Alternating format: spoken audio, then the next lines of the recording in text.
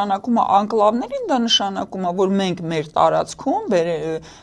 ձեռք ենք բերելու Ադրբեջանի զորքեր, որովհետև այդ գյուղերում եթե հաշվի առնենք, որ պահպանվում է Հայաստանի Հանրապետության կոնֆիգուրացիան,